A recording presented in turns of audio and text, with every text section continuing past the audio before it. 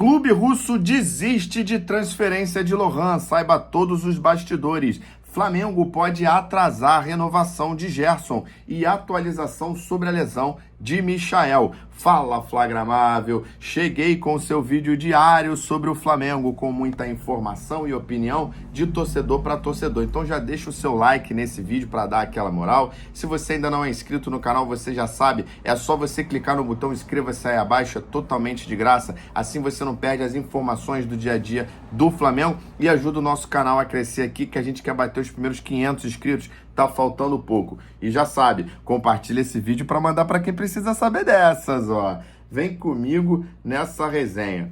Bom, o Flamengo teve 2 dias de folga, né? O Flamengo jogou sábado, então domingo e nesta segunda-feira o Flamengo tem folga aí, os jogadores, lembrando que essa semana tá livre para treinos, o Flamengo só volta a enfrentar o Maricá pela última rodada da Taça Guanabara no próximo final de semana. Ainda não é possível saber a lesão, né, a gravidade dessa lesão do Michael, porque ele vai fazer os exames nesta segunda-feira. Então, a qualquer momento, o Flamengo pode emitir um comunicado oficial informando sobre essa lesão. Tomara que não seja nada grave, porque o Michael já teve essa lesão, se eu não me engano, foi na mesma coxa assim que ele chegou, né? Então, assim, vamos esperar aí que não seja nada grave, porque ele vem entrando e vem entrando bem.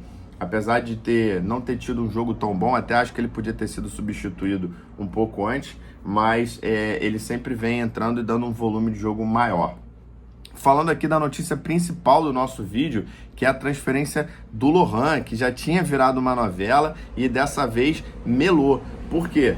O jogador estava já na manhã do domingo embarcando, já estava no Galeão, saíram até algumas fotos dele lá, esperando para embarcar para a Turquia, onde o CSKA faz uma pré-temporada. Ele já estava indo encontrar os futuros companheiros, né? Os ex-futuros companheiros de clube, quando seus empresários disseram para ele não embarcar, porque não conseguiram fechar um acordo salarial com o CSKA.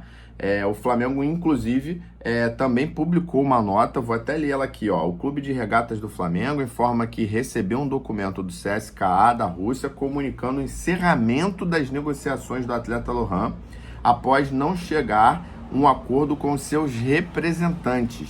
Dessa forma, Lohan permanecerá à disposição do Flamengo.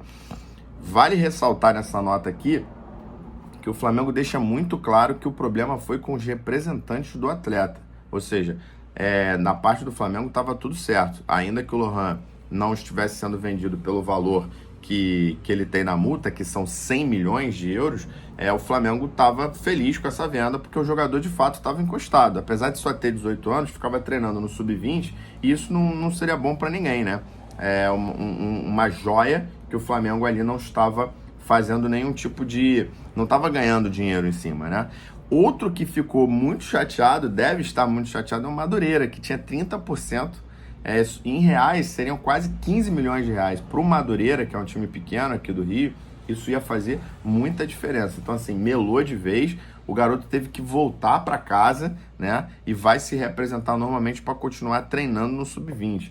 Ou seja, uma novela que se estendeu e teve um final ruim, né? E na minha opinião, ruim para ele, porque o Lohan é um garoto que já tem ali uma questão de cabeça, né? Ele só tem 18 anos, já frequenta o time profissional desde os 22, mas ainda não conseguiu se firmar, então volta, desce e sobe o tempo todo do Sub-20. Isso não vai fazer muito bem para a cabeça dele. Imagina você se programar para mudar de vida, né? De país, assim, um país totalmente diferente, que é a Rússia, e de repente na hora de embarcar no avião te fala, não, volta que tu vai continuar. Já se despediu de todo mundo, já arrumou as malas.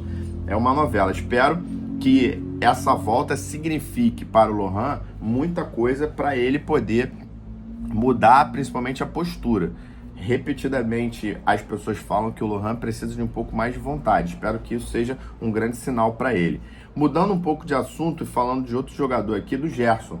Como vocês sabem aqui, você já acompanha os vídeos aqui, a gente já falou aí, tá na imprensa, que o pai do Gerson, que tem um podcast, né, o seu Marcão, ele declarou que o Gerson tem um salário defasado em relação ao elenco do Flamengo, aos meio-campo do Flamengo, E ele disse que o jogador precisava ser valorizado. Só que ele externou isso a público. É aquilo que eu já falei aqui. Roupa suja se lava em casa.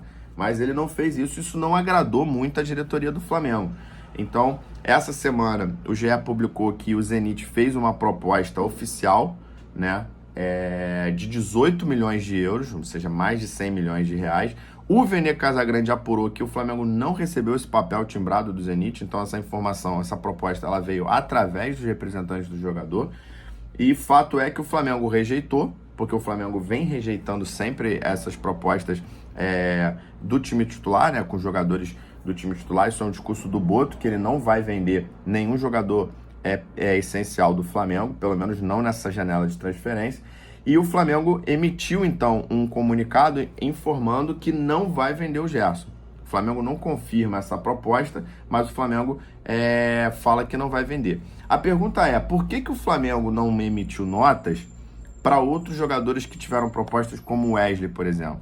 Porque provavelmente essa é uma forma de dar uma resposta ao pai do Gerson, né? A forma como ele veio pedir a valorização foi totalmente errada, foi pela imprensa.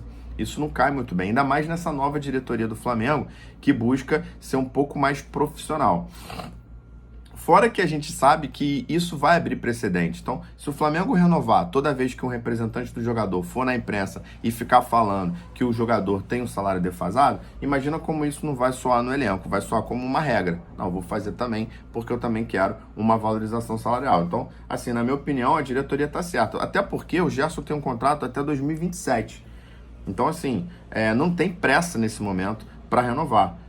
O Flamengo vai meio que deixar ele de escanteio e a prioridade do Flamengo agora é a renovação do Pulgar. Esse sim é prioridade, porque além de ter a questão do salário, o Flamengo vinha tentando uma renovação, ele não aceitava e agora ele cedeu, ele deu o sinal verde para essa renovação acontecer. Ele tem um contrato só até 2025, então ele sim é prioridade, senão pode assinar um pré-contrato e sair de graça aí. Deixa a sua opinião sobre o que você achou dessa novela toda do Gerson aí, se o Flamengo tá certo em acalmar um pouquinho essa renovação do Gerson.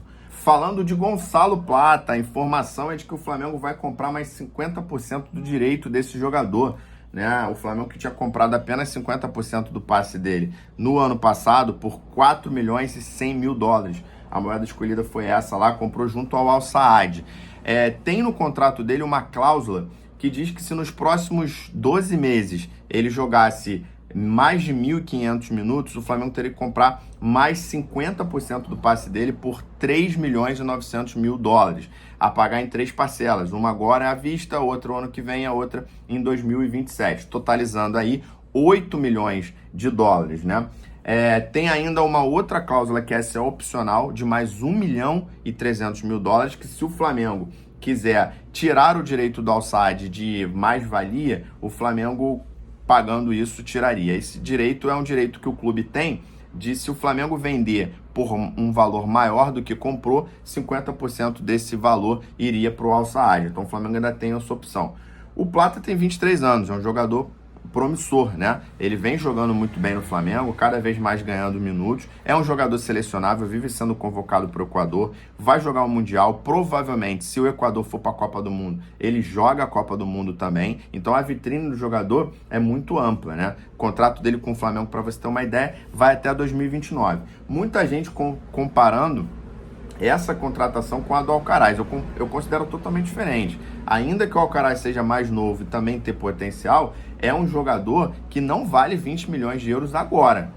Um jogador de 20 milhões de euros no Brasil agora é como o Luiz Henrique, o Botafogo trouxe, destruiu, ganhou uma Libertadores e um Brasileiro, coisa que o Botafogo não tinha há quase 30 anos.